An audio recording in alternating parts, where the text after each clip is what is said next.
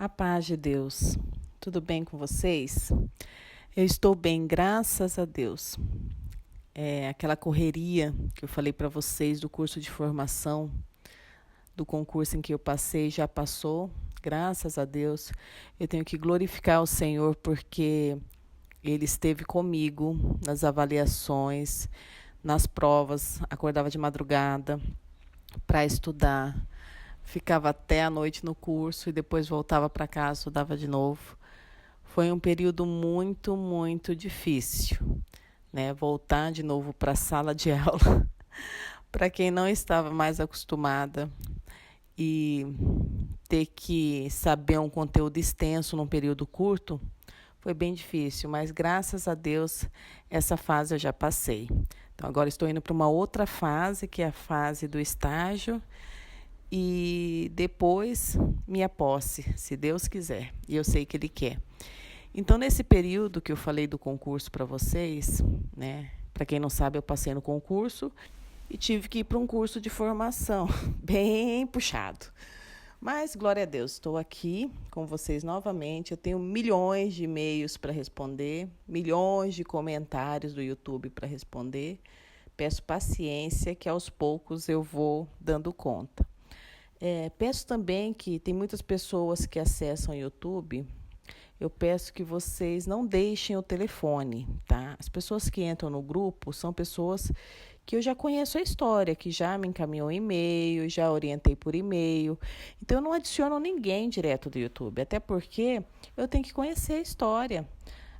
Muitas pessoas que me procuraram eram OMs, eram OH. Então, não tem como eu adicionar essas pessoas, porque elas estão, na realidade, com os maridos de outras mulheres, né? Com as mulheres de outros maridos. Então, não tem como a gente adicionar no grupo sem conhecer a história. Então, eu peço a vocês que não deixem telefone. Quem quiser entrar em contato comigo, entre no e-mail. Lá no blog tem todos os contatos. É só entrar no blog, acessar pelo computador, né, que vai aparecer o blog completo. Se acessar pelo celular, aparece. Quem não sabe mexer tem um pouco de dificuldade, vai ter um pouco de dificuldade para encontrar o e-mail. Mas pode encontrar se você colocar na versão da web, que está lá embaixinho no celular.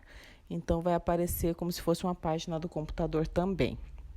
Bom, hoje eu vim dar uma palavra para vocês. É uma palavra a respeito da solidão. Eu sei que vocês estão passando por um momento difícil, né? O momento do deserto não é uma provação fácil, mas é uma prova que nós passamos com muito aprendizado. Para aqueles que buscam realmente o Senhor, eles encontram. E eu percebo que a fase da separação, principalmente no início, ela é muito difícil. E tem muitas pessoas que ficam depressivas porque não estão mais acostumadas a ficarem sozinhas. Por mais que tenha até filhos, tem muitas pessoas que têm filhos e filhos pequenos. Só que o filho pequeno, ele não consegue ajudar, não consegue ainda ser uma companhia. No caso, um filho pequeno, ele dá trabalho, né? Eu sei porque no meu deserto eu tinha uma bebê de 7 meses, então eu tinha trabalho com ela, só que eu não tinha ninguém para dividir aquele trabalho. Então foi um momento muito difícil, só que eu me apeguei em Deus. Eu me apeguei nas orações, eu me apeguei aos jejuns, eu me apeguei em louvar o Senhor, engrandecê-lo por estar passando por aquilo, porque talvez não, tenho certeza, se não fosse isso, eu não o teria buscado com tanta ânsia de conhecê-lo. Porque, na realidade, a gente só encontra Deus se nós o buscarmos de profundo coração. E, geralmente, isso acontece na dor. Porque quando você está no amor, quando você está feliz, dificilmente você quer mudar o estado em que você está. Porque você está satisfazendo a tua carne, os seus desejos, a tua felicidade é ali muito superficial, mas você não consegue enxergar além. E quando acontece algo que te desestabiliza, né, que tira realmente a tua força, puxa teu tapete, aí é a hora de você se reerguer. E sozinho, dificilmente nós conseguimos, porque nós somos acostumados a viver juntos, né? Desde os primórdios, nós somos acostumados a conviver em sociedade, a conviver juntos. E isso é um baque. A pessoa que está no início do deserto é um baque. E mesmo aquelas que estejam já do meio para frente, a solidão é difícil e ela bate justamente nos finais de semana. Eu sei porque eu passei vários finais de semana muito difíceis. E foram os finais de semana que me proporcionaram buscar mais a Deus. Porque durante a semana tinha a correria do trabalho, né? Aquela correria que você tem que levar a criança para a escola, buscar ainda você distrai a mente. Você trabalha, tem que fazer seus afazeres. Mas quando chega em casa, é uma tristeza. Mas nós não devemos deixar que essa tristeza tire nosso foco, né? Nós temos que reagir. E eu vou ensinar para vocês a reagir, a sair desse estado de tristeza. A não deixar que essa tristeza ela prejudique a sua caminhada, né? Porque às vezes a pessoa está tão triste que ela não tem vontade de orar, ela não tem vontade de se prostrar ao Senhor, ela não tem vontade de cuidar da casa, ela não tem vontade de cuidar dos filhos, ela não tem vontade de se alimentar e ela pensa que os filhos dela também não precisam se alimentar. Então, essa parte é a mais complicada. Na Bíblia, ela mostra situações de solidão também. Uma das passagens mais conhecidas é do profeta Elias. Naquele tempo, a rainha Jezabel tinha introduzido deuses pagãos na vida religiosa de Israel. Eles foram aceitos pelo povo. Então, para agradar sua mulher, o rei Acabe deu-lhe autoridade sobre os assuntos religiosos e mandou construir ídolos, templos aos deuses dela. Acabe igualou o culto a Baal ao culto a Deus. E assim Deus enviou Elias. E Elias destemidamente denunciou o pecado que todos haviam cometido. Haviam abandonado Deus. E por causa daquela pregação, Jezabel resolveu matar Elias. E ele provou que realmente só existia um Deus. Depois vocês leem a passagem de 1 Reis 18, a partir do 18 em diante, que vocês vão entender. E nisso, o profeta Elias ele fugiu para o deserto com medo, né? Então ele fugiu e ele escondeu dentro de uma caverna. E veio a palavra do Senhor. O que está fazendo aqui, Elias? Isso está em 1 Reis 19, 9. Então, a solidão ali, ela era real, o medo, né? Para vocês terem ideia, Elias, ele pediu a morte, assim como muitos de vocês estão pedindo a morte, pela solidão, pela situação e pela vergonha. Elias, ele, por mais que ele tinha defendido a fé dele, a fé real, a fé em Deus, ele foi humilhado.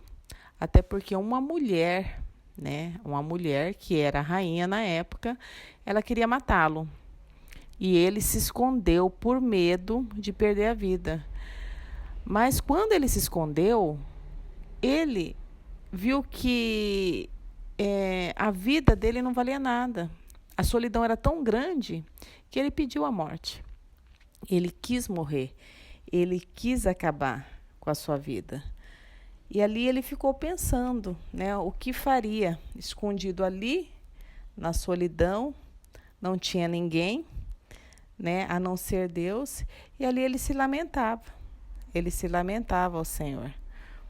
Então, muitos de vocês estão assim, se perguntando, onde está Deus? Como é possível isso ter acontecido na vida de vocês? Porque o medo, ele alcança. E eu falo para vocês que a solidão, ela não provém somente da falta de pessoas. Ela provém principalmente da falta de Deus. Porque quando nós temos Deus como nosso amigo, nosso ajudador, vocês podem ter certeza que esse medo, essa angústia passa. Passa porque eu passei. Tinha os finais de semana que eu estava na solidão, mas o Senhor vinha com o teu amor e me alcançava. E Deus nos alcança. O Senhor, ele faz milagres. Então, Da mesma forma que Elias esteve ali naquela caverna, você também está na caverna. A caverna ela é necessária. Às vezes você precisa entrar na caverna para buscar o Senhor, mas para buscar com alegria, para buscar como aprendizado e não como tristeza, como amargura, só em lamentações. Não. Assim como Elias, muitos estão com medo, né? Foi isso que aconteceu com Elias. Por um momento ele se esqueceu do que Deus havia feito na sua vida. E ele esqueceu. Em 2 Timóteo, capítulo 1, versículo 7, está escrito assim: porque Deus não nos deu o espírito de temor, mas de fortaleza e de amor e de moderação. Então nós concluímos que o espírito do medo não procede de Deus. E não é somente isso não, porque em várias partes da Bíblia, o Senhor ele vem com a sua palavra: não temas, eu sou contigo. Da mesma forma, o Senhor estava com Elias o tempo todo, né? Quando ele estava com medo, quando ele estava na caverna, o Senhor não se apartou dele. Mas o medo tomou conta. E quando o medo toma conta, a fé, ela fica morna. Ela não consegue, a fé ela não consegue ultrapassar a barreira do medo. E por causa deste medo, muitos de nós fugimos. Nós fugimos dos problemas, nós fugimos das situações. Por quê? Porque nós temos medo que talvez o desfecho não seja o que nós queremos. Ao invés disso, nós devemos confiar no Senhor, entregar nossa situação para Ele, porque Ele sabe exatamente como proceder. Então, se a gente entrega uma causa ao Senhor, o Senhor ele vai saber resolver. Não precisa que nós ficamos ansiosos para que seja resolvido o mais rápido possível. Não, nós entregamos uma causa no Senhor, nós sabemos que no tempo certo Ele vai resolver. Quando temos situações de perigo, de medo, nós corremos. Nós corremos para não ser encontrados, não é isso? A gente parece que quer colocar a cabeça dentro de um buraco. E foi isso que aconteceu com Elias. Ele orou pedindo a morte para Deus. Esse quadro é a realidade de muitas pessoas. Pessoas que se esforçaram muito mais que por uma situação que estão passando momentânea, elas desejam a morte. E não é isso que Deus quer, né? O Senhor quer que nós saímos dessa caverna. E essa caverna não é simplesmente o local escuro, um local de solidão. O sair da caverna é assim, confiar no Senhor e dizer: eis-me aqui, Senhor, estou pronto para a batalha. E é assim que o Senhor quer, né? É o sair realmente, é o se posicionar, o se prostrar diante de Deus. Eu sempre falo que a caverna ela é necessária, mas por um período. Ninguém deve morar na caverna, nós devemos sair da caverna.